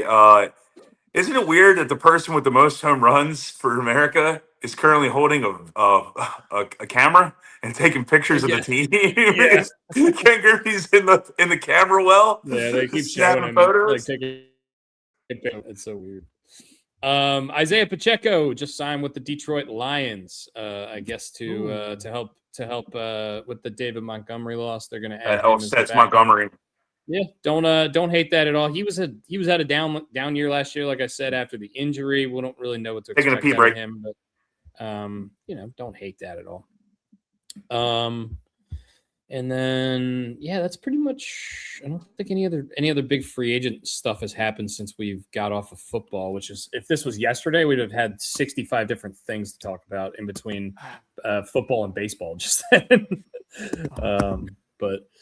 I don't see anything else. I did see on ESPN earlier this story about Gary Woodland and how after he came back from his brain surgery a few years ago, he was diagnosed with PTSD, and every time he goes out and plays, he tries to be thankful, and he really wants to get back to the public for how awesome they've been to him. And he just like says he inside he feels like he's like dying. It's tearing him up inside. And he was like, I'm tired of living a lie.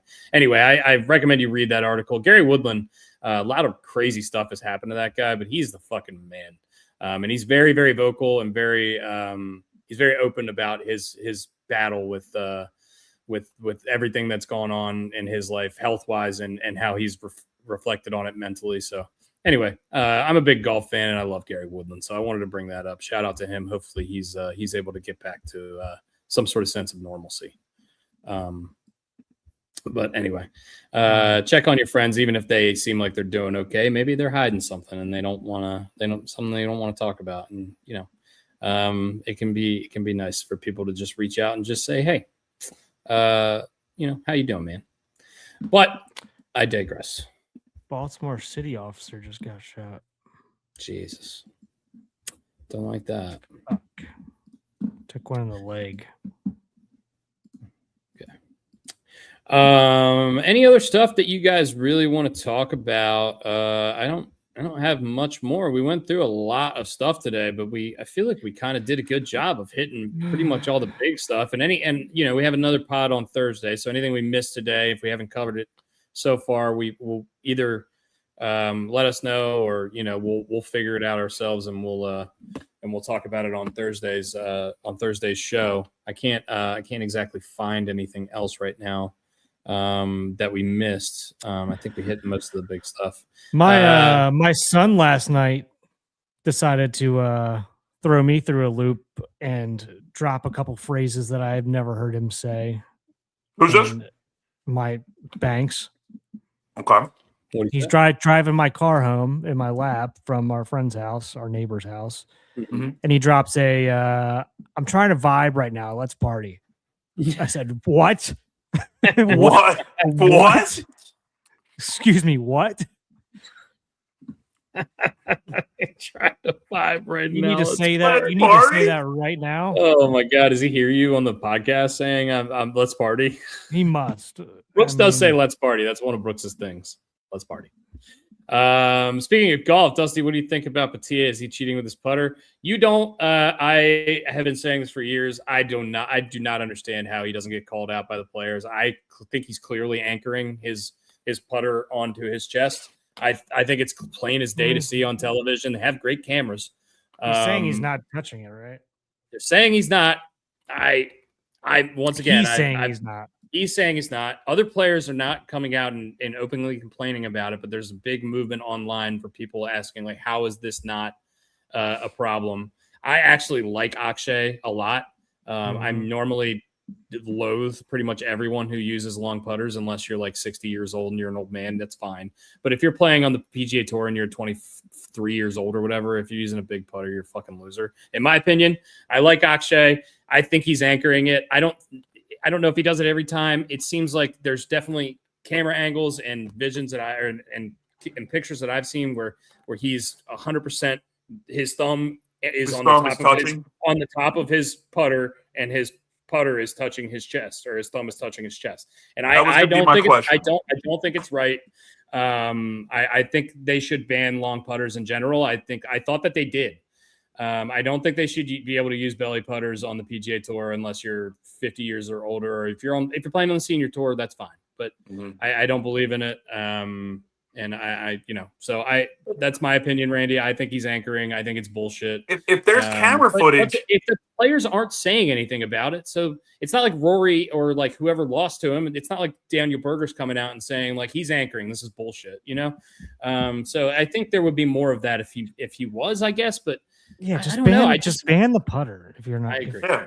It solves it. Randy's right. It saves the entire problem. There's no more conversation. Just ban the damn putter. It's just like if your putter can't be taller than it can't go above your belly button or something like that. Just say that. Just like I don't know. But look, the people have been using these for a really long time, and it's been a point of contention among golfers and golf fans for a long time as well. But once again, maybe I'm as a fan overreacting, and because the players, like I said, don't seem to care quite as much as I do. But I don't know. I've been frustrated about this for a long time. So. Yeah, and Adam Scott looks dangerously close from time to time when I watch him play both TGL and on tour.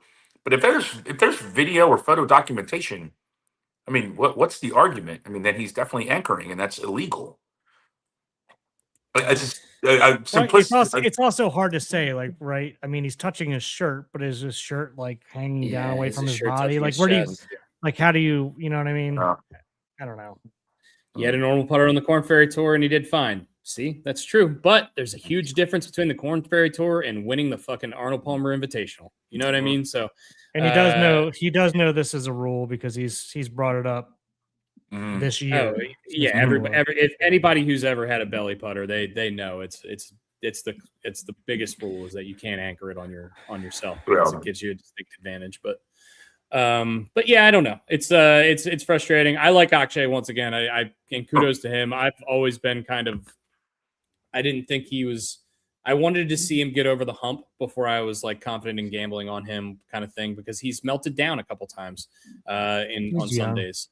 And he's really young, but he was playing incredibly aggressive golf this weekend, and he was sticking it. He was sticking balls, and he was making every putt on the back nine. And I was really, really impressed with the way he played. And we got the players championship this week. I know. I was going to ask you about that, and I heard you talking about the Gary Woodland when I was using the bathroom. Mm-hmm. It's an amazing article. If you haven't read it, please read it. It's really, really well done. Mm-hmm. I haven't seen the interview. I do want to watch the interview. I'll probably watch it after we get done here. Yeah. Big Akshay fan. Year away from a major, in my opinion. Yeah. I think Augusta sets up generally really, really well for lefties, but not necessarily for Akshay, because a lot of the reason that people like Augusta as a lefty is because it's generally people play cuts on the PGA Tour, and Akshay plays a draw. So he might be the opposite of a guy who is going to be successful at Augusta specifically, but the other three majors, I can see him taking home any of them. He's clearly talented enough. I mean, if you can win at Bay Hill, you can pretty much win anywhere. That's one of the toughest golf courses they play all year, every year. And he just went out there and took it down at 15 under and was nails on the back nine and really all day on Sunday. So good for Akshay. Happy for him. Yeah. And it sucks. What are your thoughts on the players? Rory withdrew. That cost me some money. My thoughts on the players.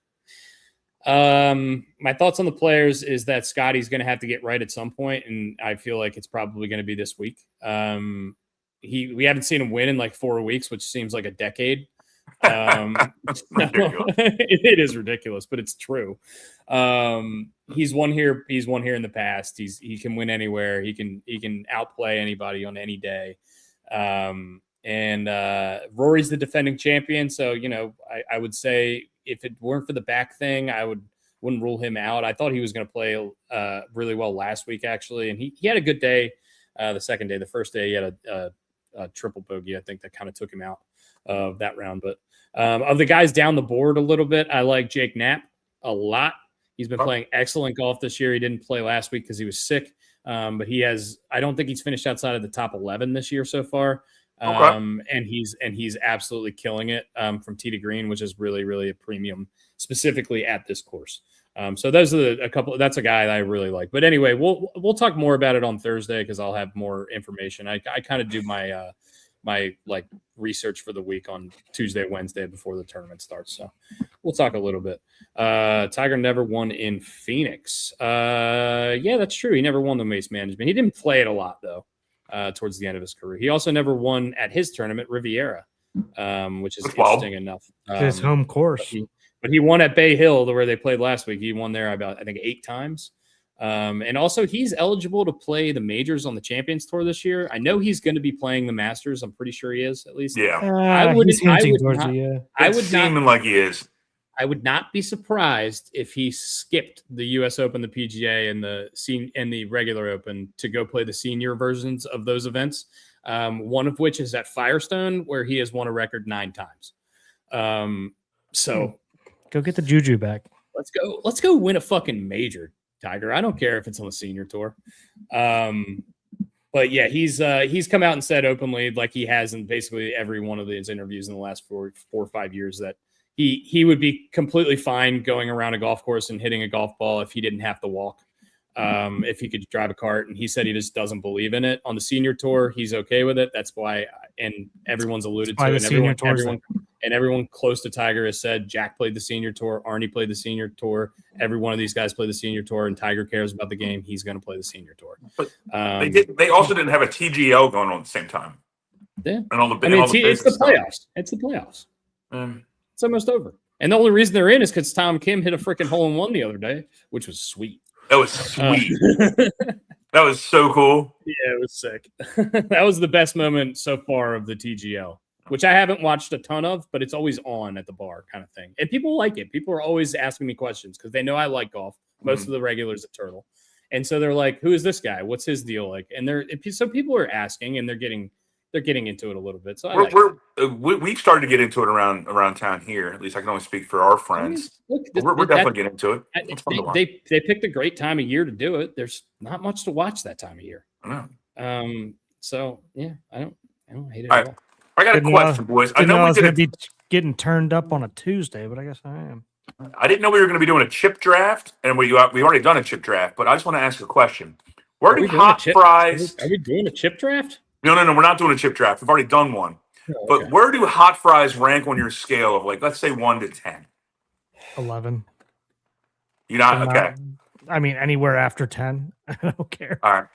You So, don't. like, So you They're don't not like my them? top. Not 11. They're not in your top list Oh. of In terms of all chips or just all like snacks? chips. Or Yeah, what? all chips. If I had to give them a rating out of 10, I'd probably give them a 7. I don't think they'd be anywhere near my top 10 in terms of chips or snacks, though. They're out of my I top do love 10 them. as well. I will say I do have a bag because you bought 2 bags for whatever reason. I know. So you left an extra one here.